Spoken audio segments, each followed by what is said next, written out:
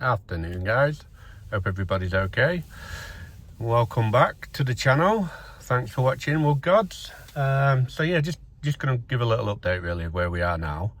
I've just picked up the materials to wire the machines up, and we're only going to do that as like a temporary measure just in case we decide to move stuff about. I've ordered a little CNC, nothing too big, just my thought with that is I can maybe dabble a little bit in the Etsy market with like chopping boards and signs. And my little thought on that side of it is it'll literally take 5 minutes to set that up and set it off it goes. So yeah, I thought that might be reasonable to try as a little side hustle, a little bit extra. Now, I've ordered the first bulk of timber, which probably took 2 weeks longer than I expected to sort, but I have been backwards and forwards to a few different companies. I don't think that's level. Yeah, backwards and forwards to a couple of different companies that we've been using, more local to us, and we have been getting prices, and to be fair, we've used a couple against the others. So say matchboarding for the gates, one company coming at 99p per metre. We got them down to 86p per metre, and now we've got 77p a metre, which, well, it's a considerable drop really when you think about it. 21p a metre, 22p a metre less, when the matchboarding's what covers the majority of the gate. That's a good saving. You know, and that price per every metre now means, you know, when you've sold 1,000 metres, it's a lot of money a metre more back in our pocket, not theirs, so I can still sell it at that. Not only that, we can now sell matchboarding at 99p a metre. You know, we've got profit on it. So yeah, so we just ordered 8 cube of that. That come to, well, 350 quid a cube, 8 cube. There you go, there's the maths for you. And then we've ordered, I was going to order the joinery, the 32B150 for the back rails for the ledge and brace gates. I was going to order it rough sawn. I was going to order the 4x2 rough sawn, and it's actually worked out like pence per metre for them to do it for me. And I think with me just starting this up and working it around everything else that we're doing, that takes a huge stress off me having to machine it up because it's already machined up. So all I have to do is cut it to lengths, a couple of rebates, boom, job done. So yeah, so I've ended up ordering that in 2 cubes of 38 B100, a 2x4, and 32 B150. I've got it all PSE'd, and we've ended up ordering 2 cube each of that. I'll probably go over prices on that next time, but I think it works out at like £2 a metre for the 150, and like £1.70 a metre for the 2x4. Like literally nothing. It's ridiculous really to get it PSE'd. But if I was doing more high-end bespoke gates rather than your bog standard side gates that are going to be sold on eBay and Etsy, like I'd plane it up and I'd do it more. But actually we're just trying to fulfill a service and get the company ticking over with low returning goods at the minute, so that hopefully we can get a company set up that's got a couple of employees that are doing this while we then focus on growing the company in other areas. So yeah, so all that's ordered, all the gate stuff is ordered. And then we also jostled and haggled over fencing, so feather edge paneling. And again, we got the price quite a bit cheaper, and we're not going to be making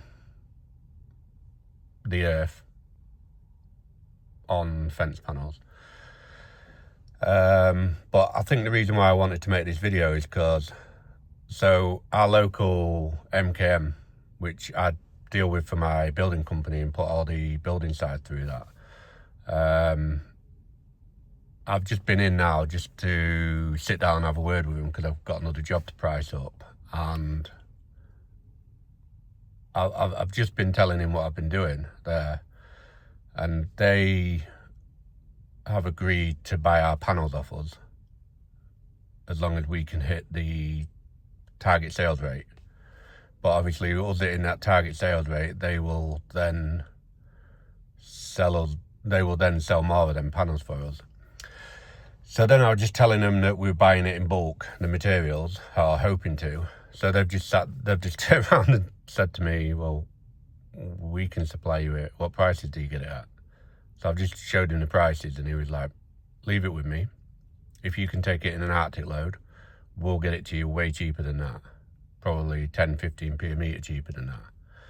Which doesn't sound a lot, but if there's 16 panels, feathered boards to a gate, 15p a metre is pretty decent, isn't it? So yeah, so we've just we've just found someone that will supply us even cheaper, and obviously they're going to make a bit, and I could go directly to this company that I've just said, but business is about relationships, and they're also going to sell the panels for us. And then obviously on the flip side to that, as we're having this conversation and talking about it, one of the landscapers that use MK have just come in, and he just turned around and said, oh, this chap here, he'll buy your panels off you. And he went, oh, what's going on? He said, this me is setting up a fence panel company. You know, this guy buys them from MKM usually, and he just turned around and said that he needs 100 panels, and he probably goes through at least 100 panels a month, or more. So just by one conversation, we've just struck a deal with MKM to sell our panels, and they sell thousands of them. Plus, this guy's now coming direct to us through a relationship that I've already had with MKM. So yeah, so literally from one conversation, we're potentially getting the timber cheaper. They will also do that on a 60-day credit for me, and which is prime now for Christmas and everything coming up. So he's now going to go away and get me pricing and quoting on that. And then also, this guy now knows that he can also come to us for panels. And he's probably going to know other people in that space and also come to us for panels. But we sell our panels dearer to him than we do to MKM. So I'll sell him cheaper to him than MKM can, not to undercut them, but because they've sent them to me, to make sure we keep his custom, because we worked out we need to sell about 280 fence panels a month just to run the overheads on the building. Perfect. That's that done. Hey up, who's here? I feel like it can't be ours. Our wood delivery's not coming till tomorrow.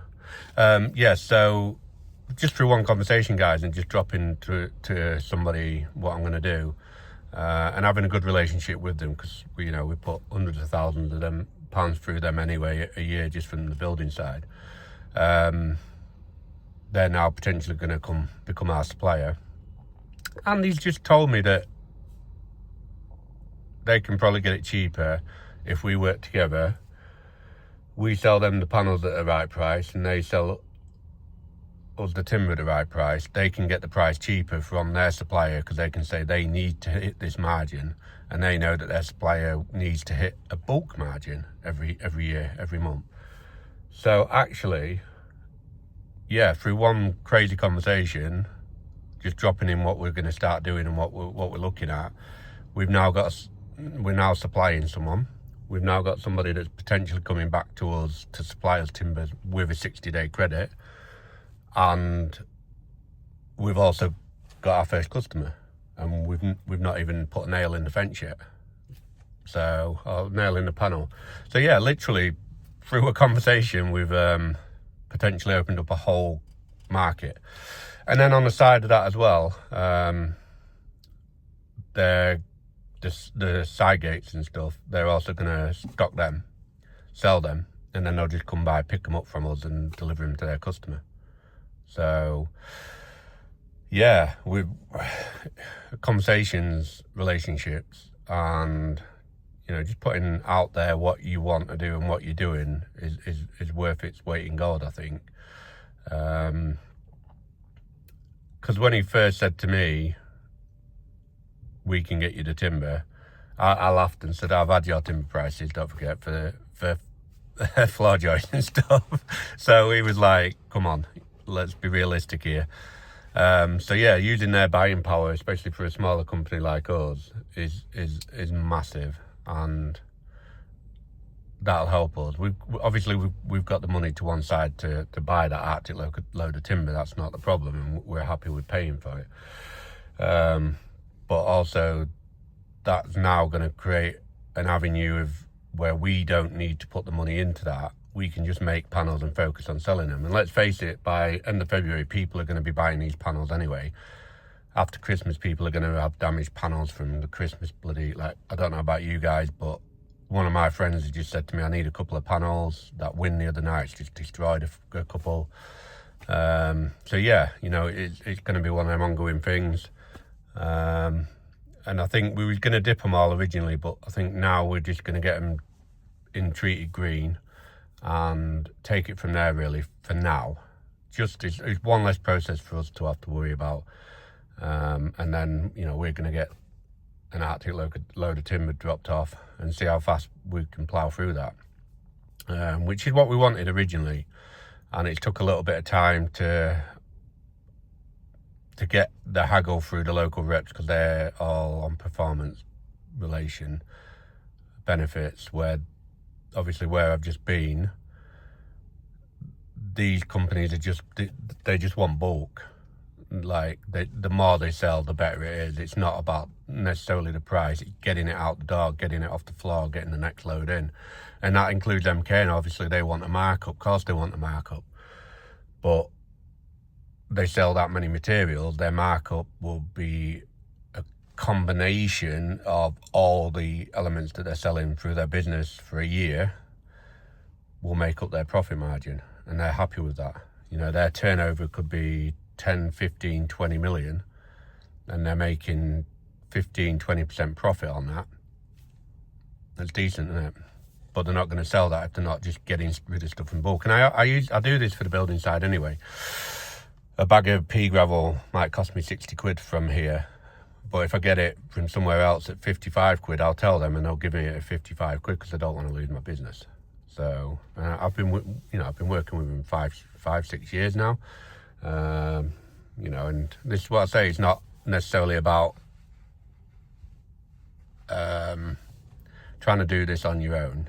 I think I've learned that over the years now that, you like the CNC side, I could get a CNC, stick that in my garage, try work that as a side hustle overnight, stick a couple on XC and just leave them. But actually, the more I thought about it, the more, so that's good, you can do that on your own. But actually, I could go stick one of them chopping boards in MKM now, or a sign, and they're going to get thousands of people go through there a year, and that might be 50 sales a year that I get extra due to that. Then I wouldn't have had them sales if I didn't think, I'm going to do that. So I'm also going to go into some of the other local suppliers once we're up and running and we've got the first sample made. I'm going to nip into them, and I'm going to have a word with them as well. And I think if we work on bulk and supply, within 3-4 months, we could look at selling a lot of fence panels and a lot of side gates locally, not nationally like we was before, on the gate side anyway. And then obviously all the eBay side and that will work itself out as well. So yeah, so we've got our first timbers ordered. They're due Friday and next Thursday, Friday, which works out well because then we can get stuff ready up on eBay, up on Etsy, up on Facebook, ready to sell over the Christmas period, so people can have a ponder, have a think. And then, yeah, hopefully we can take that from there. Tim's here, machines are ready. We just need to make up a couple of jigs for the side gates and the fence panels. And we're ready to go. That's it, boom. So, yeah, I'm like very excited at the minute. It's been a good couple of months, obviously tiring couple of months with a newborn.